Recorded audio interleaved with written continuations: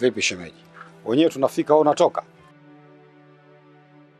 Yaani shemeji, katika watu niliokuwa na waheshimu ulikuwa namba 1, lakini sasa hivi sikuheshimu tena.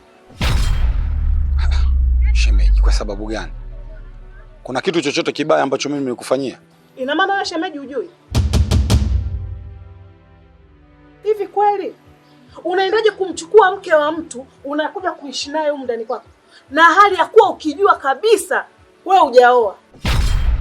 Kumbe ulikuwa unaninyonga kisogo eh? Ina maana wewe unataka kuniambia haujui yule mwanamke kwa nini yupo hapa? Eh? Chanzo cha yeye kuwepo kwangu mimi si wewe mwenyewe? Au kuna mtu mwingine? Kwa ndio maana ukaamua kuja kukaa naye. Hivi shemeji, unataka jamii tueleweje? Unataka mimi na mume wangu yani tuelewekeje? Haya maneno yote yanayosambaa huko mtaani kwa ajili ya wewe kuja kumchukua mwanamke na kumweka huko ndani? Au unamtaka wewe mwanamke?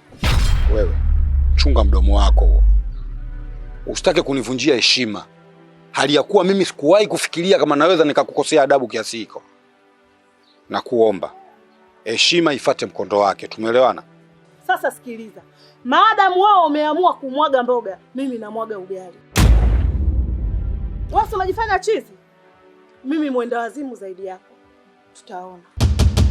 Kwa hiyo kumbe ulikuja kunitukana, si ndio?